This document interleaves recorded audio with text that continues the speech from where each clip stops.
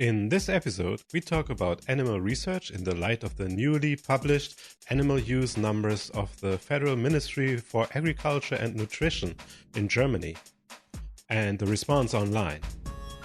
After that, Bart presents his favorite statistics paper of 2018, which may help publish results that had previously deemed unpublishable. You may or may not have been hoping for the reveal of our attempt to write summaries of our joint paper, Gaze Strategy of the Freely Flying Zebrafinch. Sadly, we are still not ready. I guess I am winning my point that it's just too much work for a full-time working researcher like my co-host, Bart Gerten.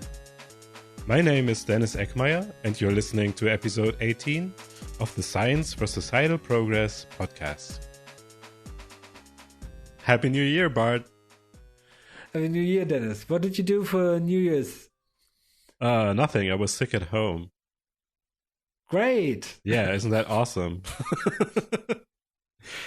You know how to party. Yeah. Well, the two of us met in Cologne in Christmas. Really? I was high all the time. You were high all the time? Okay. I can't remember. Because you visited your relatives in the Netherlands. No, yeah. Dennis and I met in Cologne. Yeah, and I was already a little bit sick, and then it got worse, and so I was. New Year's Eve was the worst. I was really not well, so I slept for like 10 hours, and now I'm back. So, what is your prospect for 2019? Any plans? I'm going to be the first male speaker on the VOCANet, the Women Career Network that invited me to speak at their yearly workshop in March. How come? I spent 2 years with my sons at home. I do not remember you not being at the university during that time. You will have met me sometimes at the university, but there was like a huge gap. Or what surprised me was they asked me if I would be part of a panel discussion. And I thought, well, yeah, of course. I like to hear myself talk. Why not? That's why you're here. Yeah. And then I found out that Christina Nusslein-Vollhardt actually is on the same panel. Oh, nice. For those who don't know, Christiane Nusslein-Vollhardt is a Nobel Prize winning Drosophila geneticist. I'm really nervous, man. Yeah, I can imagine. I heard mixed things about her personality. So in the past, I heard her say things that were actually not really feminist, let's say, and sounded a little bit harsh to me. But then later I heard different statements that were not as harsh.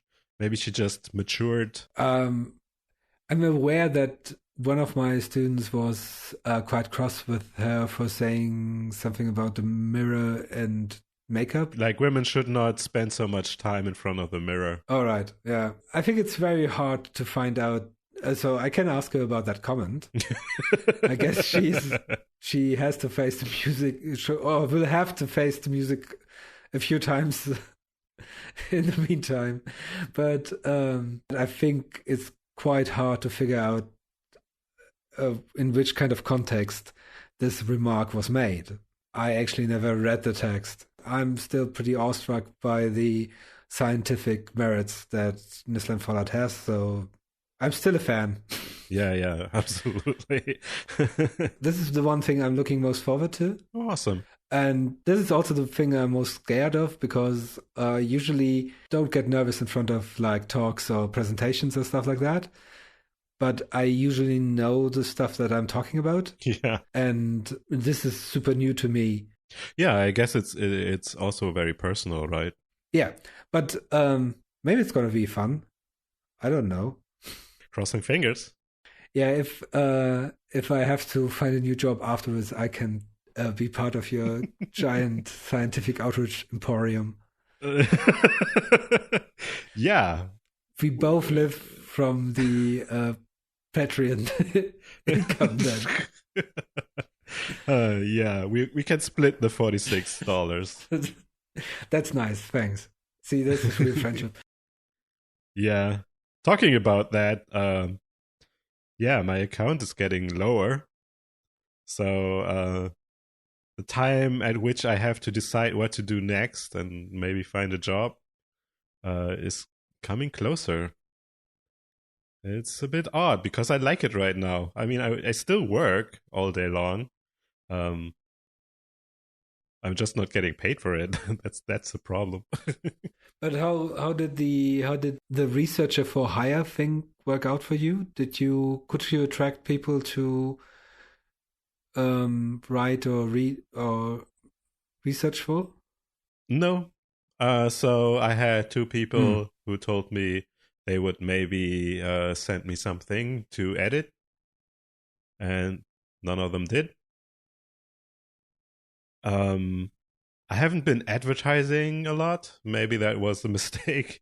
Uh, I hope to change that. I am going to start a YouTube channel to have something to present. What I want to do there is share my experience as an academic because I'm not going to have that pleasure as a professor. And since I've been at private research institutes, I also didn't teach any classes or anything yet. So maybe I can share my experience this way. I hope that'll be fun. And I hope I'll be able to continue with that for a longer time, depending on whether or not I get some gigs. I did apply for sponsorship for a second podcast. The first answer was positive, but then I had to write a full proposal and write down specifically how much money I need. So now I'm waiting for the response. And it depends on how many episodes they would sponsor, whether that would be sufficient for me to extend my sabbatical or not. So in December, the the Federal Ministry for Agriculture and Nutrition in Germany, or in German Bundesministerium für Landwirtschaft und Ernährung, published numbers on how many animals were used for animal experimentation in Germany. And so in total, it was more than 2 million animals that were used. And most of those were mice, 1.37 million mice. Then there's 255,000 rats, 240,000 fish, 3,300 dogs, 718 cats, and 3,472 monkeys. And 50% of that goes into fundamental research, which is what we talk about here mostly. 27% goes into drug production and drug testing. 15% for direct disease research, which means that they looked at sick animals and looked at the progression of the disease and its effect on the animal. Dennis and I are quite often involved in discussions about animal usage. Why is this so important for us as researchers? I think very often we are misunderstood in the way that we promote animal research for the sake of animal research. And a very important part here is that if any of us could do the same science without animals, or without hurting or using animals, that would make things easier and often better for us, as taking data from animals is notoriously hard, and it involves quite a lot of care and caretaking. And for example, one of the rules of thumb that we often teach our students is that a monkey in, for example, the German Primate Center costs more money a month just to keep him around than the salary of a PhD student. So these monkeys are very, very well taken care of, and nobody would hurt them or endanger them in any way because it's so expensive to keep them, even if they wouldn't care for the animal itself, which all of these people do. They are very committed to their animals and they train them. And from my personal knowledge, I would say they would never do anything that harms the animal without a scientific reason. I think the reason why a lot of scientists talk about research in general, and including animal research as just doing science for the sake of it, is because in fundamental research, it is really hard to know in advance what the results will end up being good for. And that's the basic nature of science. We are looking at things that are unknown, and hence we cannot know what they will be good for. So scientists are inclined to think that it would be actually beneficial to say, look, science has gotten us great benefits, and in a lot of cases, the research question was not in any way related directly to its later application. Nevertheless, it's always better to know things than to not know things. And overall, the benefits of simply doing fundamental research, quote unquote, for its own sake, in the end lead to applications and progress in the future. And this future can be decades away. So it's really hard to know in advance how these things will work out. And not all of these findings will necessarily be only good for medical research. If we look at the advances in artificial intelligence, for example, right now. So the hype right now is so-called deep learning. It's the most advanced artificial intelligence that we have. And deep learning itself is based on neural networks, artificial neural networks. But the idea for neural networks comes out of neuroscience, where they were studying the brain and figuring out that neurons exist and that they communicate with each other, and they take a signal, transform it in a way, and then transmit it to the next layer in the neural networks. So these are all aspects where we don't know in advance what they will be good for. The most obvious application for physiological studies in animals would be medical. And that doesn't include only human medicine, but also veterinary medicine. That's true. And if you look at the numbers directly that are involved in animal usage, you see that most of these animals come either from mice, rats, or small fish, which make up about 1.8 million of the over 2 million used animals. Which means that usually scientists, at least in our field, are very concerned to ask the right question to the right kind of animal. So if I can solve the same, or if I can analyze the same hypothesis in either a higher developed or lower developed animal, I will always go for the lower developed animal. In this case, you rather would want to use a mouse than a monkey for the same research question. Yeah, well, I struggle as a biologist. I struggle with the idea of one being higher developed. I don't know what this is supposed to mean. I mean, they all have the same duration of evolutionary history behind them. What do you mean with higher developed in this case? So seemingly the law and our ethics dictate that some animals are more equal than other animals. And seemingly, so that's how I always read these statements, is using a monkey for an experiment much worse than using a mouse. Or would you disagree on that? No, that's how it's seen. We rank animals according to either are they similar to us or are they pets. So we have higher regard for monkeys because they're more similar to us. We have higher regards for cats and dogs because we keep them as pets, whereas a pig is almost exclusively used for food production, and we have less regards for those. I think that's a very weird way to look at animals.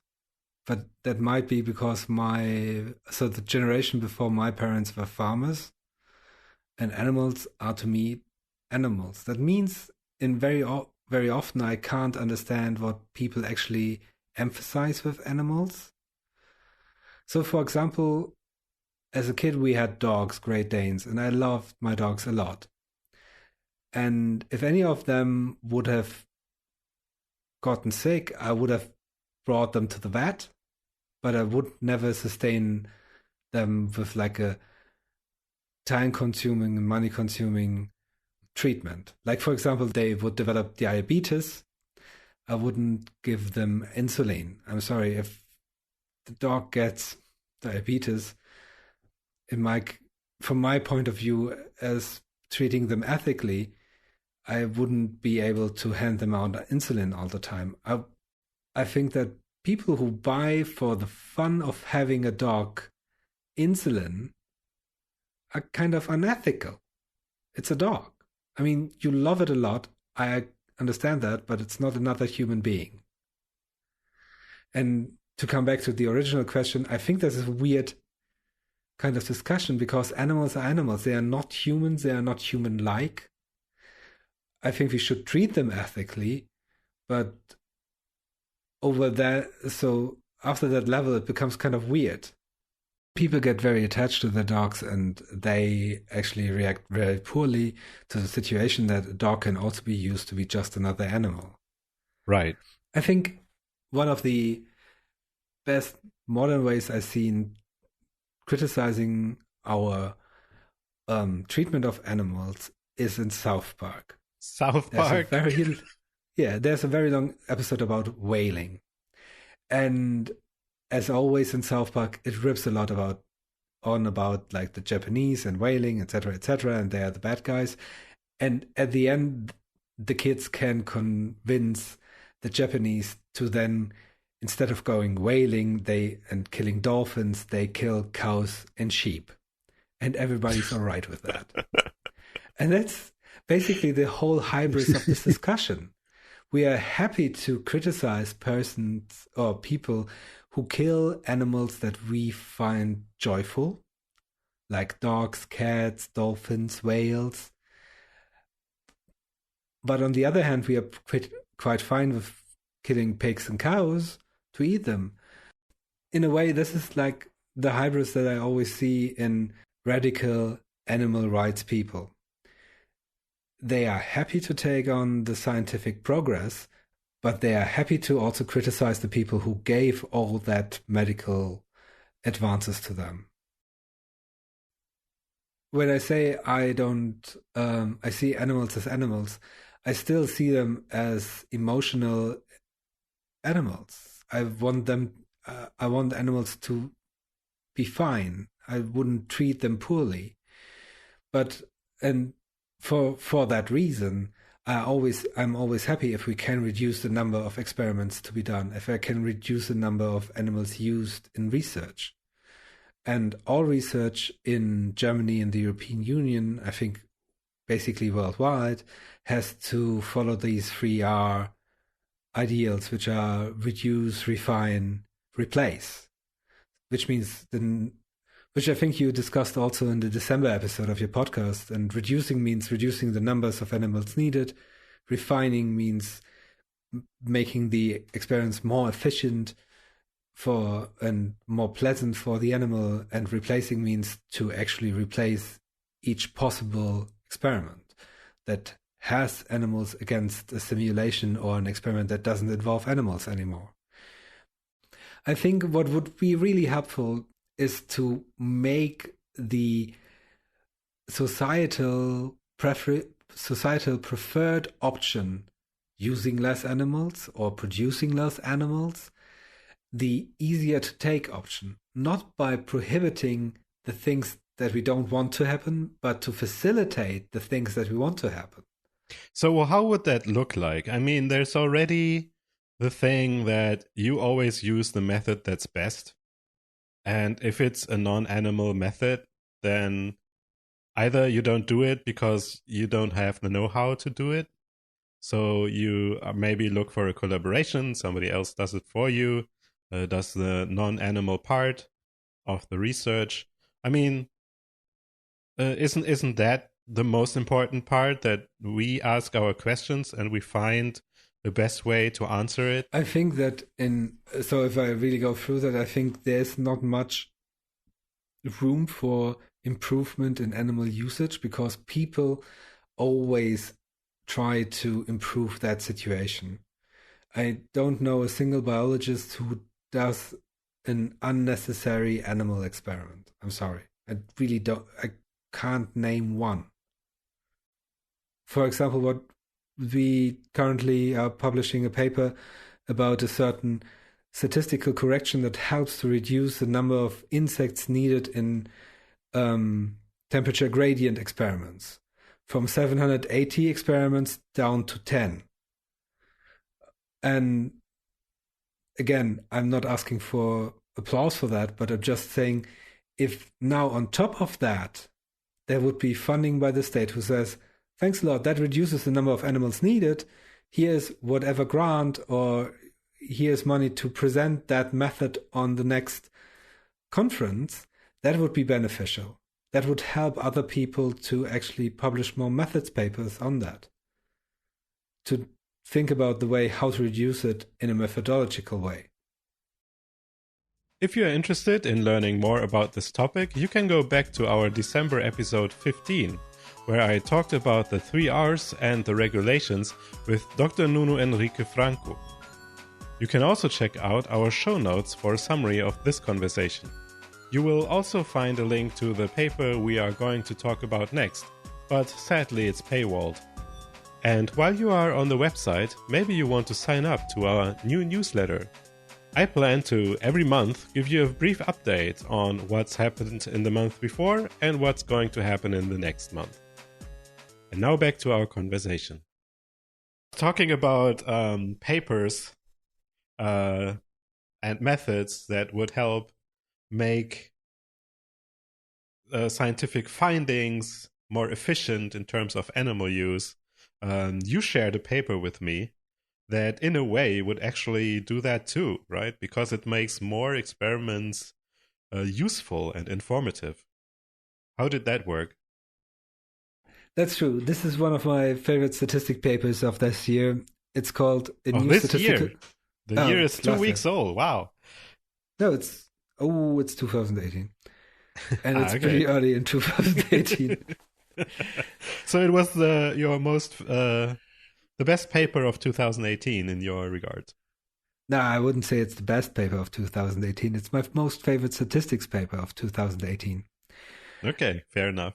It's called A New Statistical Method to Test Equivalence in Application in Male and Female Eastern Bluebird Song by Rose, Matthew, Coslor, and Omland. It was published in Animal Behavior, which is an LV paper. What we can say is, if you're not subscribed anymore to LV, you can always write the authors and ask them for a copy of the paper, and they are allowed to send you one. That's true. So if you want free copies, do not go to scihub.se and do not download it there. But write the authors. All scientists are always allowed to send you their own publications. Anyhow, the thing that is actually most interesting in that, for me, if you're interested in a bluebird song, there's also very interesting data about bluebirds and how they sing in there, is that you can finally test for equivalency. As you as a listener might know, many of the statistical tests and hypotheses in science are focused on differences between two data sets. That was the only thing that we had so far, a possibility to statistically test if there is difference. But we had no direct test for equivalency. But if you have a grayscale picture, we only had tests for if something is black. Now, if the test wouldn't be successful, we couldn't say if it is white or gray or anything in between those two colors. Now we also have a test for if something is white, and we can say we can test for white and we can test for black and subtract that from all the other cases. Or we can differentiated from all the other gray cases.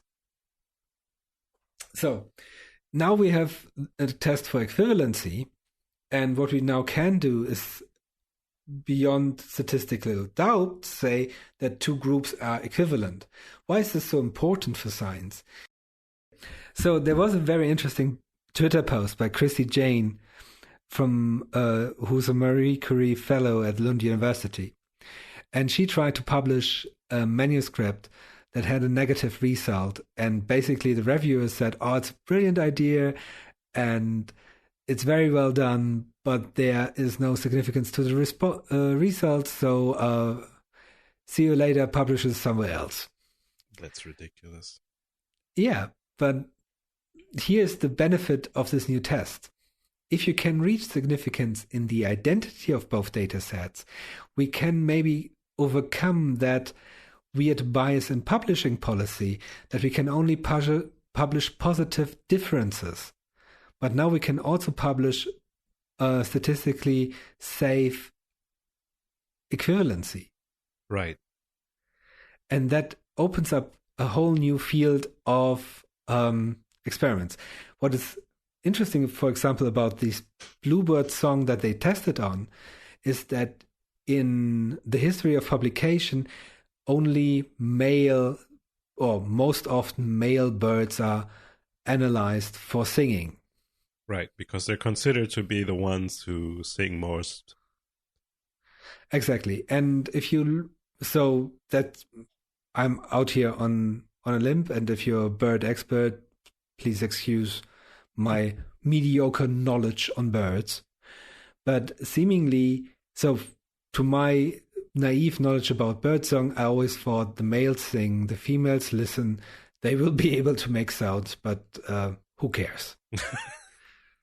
So actually, Bart, I don't think I'm a bird expert anymore, especially. But you fancy birds, do you? I do fancy birds.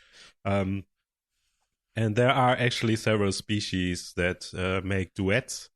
So they sing back and forth. So both sing. Exactly. But in this case, the authors could actually show that in the Eastern Bluebird, the 5 major parameters of singing that are most often quantified are not significantly different between males and females. And this is where usually the analysis stops. Because if you can't show significant difference, it's not interesting. But they could show that they are not only not significantly different, they are significantly equivalent. So the female is as able to sing the song as the male, she does only less often. Huh. And this gives the story a whole new twist. Before that, you could actually take this comparison and put it to all the other comparisons that you did in your life and place it on the unpublishable data pile. Mm-hmm. Because you can go through the motions of publishing that and publish it somewhere where nobody is going to read it. Or you can take it and now do this test and actually publish it in Animal Behavior. And talk about like the interesting part that females Animal and Behavior males is a journal. Oh, sorry. In the Animal Behavior Journal of the much beloved. Yeah, you don't have to mention all the time. I'm going to delete all mentions of from this podcast. Oh, I thought we could trash them a bit. Oh, I will leave everything in, including this comment of me. There will just be a beep when I say. So, back from the coolest money grabber in the business to the science. So you can actually now publish this and show that they are significantly equal. And that is in of itself interesting, because that means that all the neuronal structure must be there to create the exact same song, which will actually be quite energy intensive, but the female just doesn't sing that often. And that's a very interesting scientific conclusion. I don't know how this is in the case of Christy Jean's manuscript or research project, but maybe this helps in future to actually create an easier case for editors and reviewers to see that you don't need always to have positive, significant differences to have an interesting scientific finding. Right. Yeah, I mean, most scientists actually already agree on that, that if there's no significant difference, we want to know, even if it's just to know that it's not worth testing that hypothesis again, right? So let's say you have a larger field and the field is at a specific point along the research, and then a lot of people will have the same idea and they will want to test that idea. And if one of them tests the idea and finds out, oh, there's no statistical difference here, if they cannot publish that, that means that everybody else who has the same idea will still try and repeat the experiment unbeknownst to anybody, and only to find that there is no statistical difference, and then also not being able to publish it. So this is why scientists are actually quite interested in these negative ideas, and I find it extremely odd that reviewers would say, oh, there is no statistical significance here, therefore it should not be published. In the next episode, I talk with Maria Pinto, a graduate student in marine biology and science communicator on YouTube, about the insecurities and uncertainties early career researchers are facing. For the summary and further readings, find the show notes to this episode on www.scienceforprogress.eu. If you have questions, critique or suggestions, get in contact by email info@scienceforprogress.eu or on social media @Sci4Progress for Twitter and Facebook. Science for Progress is free and accessible. However, in order to keep going and continue to improve and grow, we need your help. You can find information on how to support us on our website www.scienceforprogress.eu. Follow the menu Supporters to Your Support. The best way to support us is through Patreon. We are halfway to financing our monthly expenses, and it would be an enormous relief to have that covered. Check out the perks on www.patreon.com/sci4progress. My sincerest thanks to those who are already supporting us. Have a good day. Bye-bye.